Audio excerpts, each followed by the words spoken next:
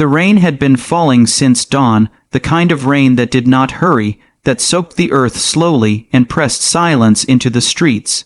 It was a gray afternoon at the old bus terminal, where tired souls waited with tired eyes, clutching bags filled with more memories than belongings.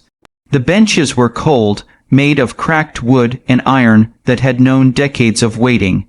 On one of those benches sat a man named Daniel Brooks, a single father with a face carved by responsibility and nights without sleep. Daniel held a paper cup of coffee in his trembling hand, though he had forgotten to drink it. His eyes were fixed on the road ahead, not watching for buses, but staring into a place where thoughts grew heavy. His coat was worn at the elbows, his boots scuffed, and beneath that tired exterior lived a man who had once dreamed loudly. Now he dreamed quietly, mostly for his son. 5 years earlier, Daniel's life had shattered when his wife, Emily, passed away after a sudden illness. She had been laughter and light, and when she left, the house grew too large and too quiet. Their son, Noah, had been only 3 at the time, still asking why Mommy didn't come home. Daniel learned then what it meant to carry grief with one arm and a child with the other. Since then, he had worked 2 jobs, sometimes 3. Mornings at a warehouse, evenings driving delivery, nights fixing broken things for neighbors who could not afford repairmen. Every dollar went to rent, food, school supplies, and the small blue inhaler Noah needed when his breathing grew tight. Daniel never complained. He had learned that complaining wasted energy, better spent surviving. That afternoon at the terminal, Daniel was waiting for a bus that would take him across town to pick up Noah from a friend's house. His shift had ended late, and guilt sat heavy on his chest. He hated being late for his son. He hated even more the look Noah sometimes gave him, a look too wise for a child, as if saying, "It's okay, Dad. I know you're trying." Daniel rubbed his face with both hands, unaware that his life was about to brush against another soul carrying a burden just as heavy, though in a very different way. She stood a few steps away from the bench, a young girl no older than 16. Her hair was dark and braided loosely over one shoulder, strands falling free as if they had given up on being controlled. She wore a faded yellow sweater, too thin for the cold, and jeans that were carefully hemmed at one side but not the other. In her right hand, she held a pair of old crutches. Her left leg ended just below the knee, wrapped neatly in fabric, the sign of a story most people never asked to hear. Her name was Lily. Lily had learned early how invisible a person could become when people did not know where to look. Some stared too long, others looked away too fast. Most pretended she did not exist at all. She had lost her leg in an accident when she was 8, a drunk driver, and a night that never truly ended for her family. Since then, her world had shrunk and expanded at the same time, shrunk by limitations, expanded by understanding pain. She had been standing because all the benches were full. Standing for Lily was harder than most people realized. Her arms shook slightly as she leaned on her crutches, and her shoulders were tense, trying not to show it. She had learned to hide pain well.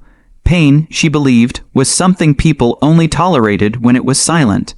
Her eyes moved carefully across the waiting area until they rested on the bench where Daniel sat. There was an empty space beside him, just enough room. She hesitated. Years of whispered comments echoed in her mind.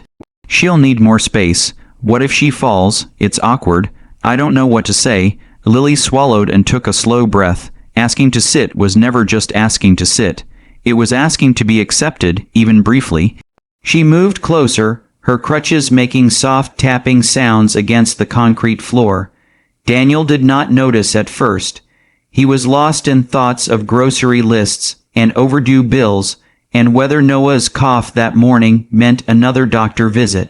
Lily stopped beside the bench. Her voice, when she spoke, was gentle, almost fragile. Excuse me, sir."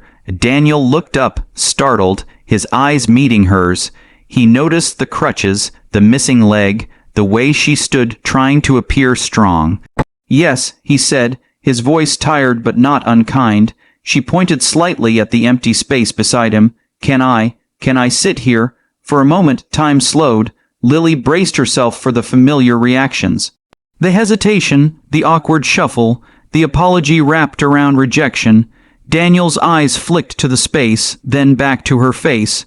Something softened in his expression. He stood up immediately. "Please," he said, stepping aside. "You don't even have to ask. Sit down. Let me help." Before Lily could protest, he gently set his coffee down and held the bench steady as she maneuvered herself to sit. His movements were natural, not forced, not pitying.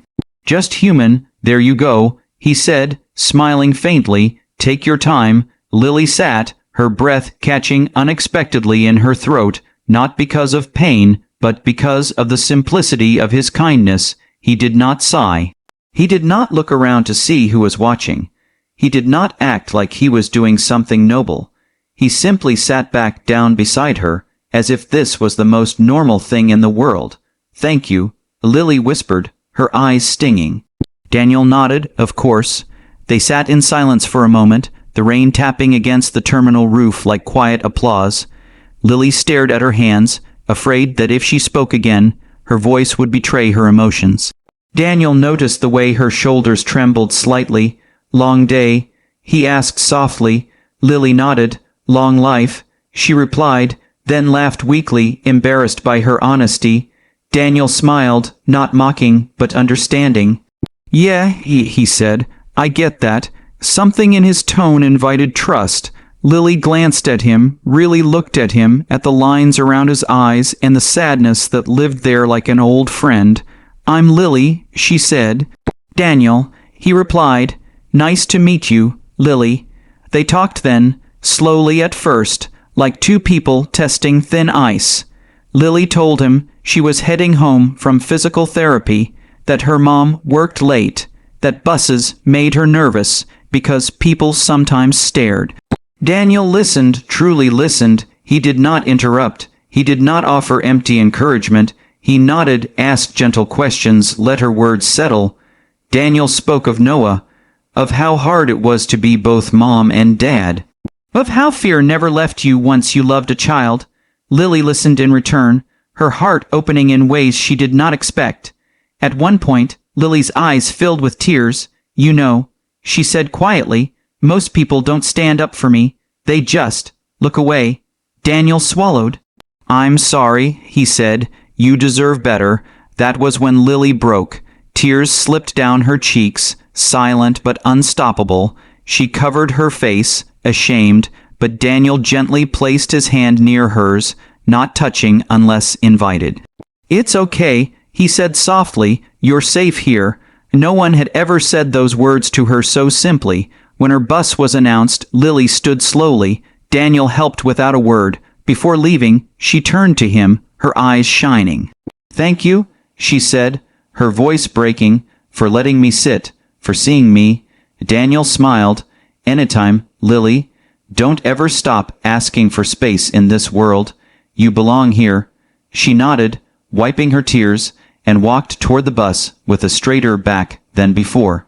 Daniel watched her go, something heavy lifting from his chest. He did not know it then, but that small act of kindness would ripple forward.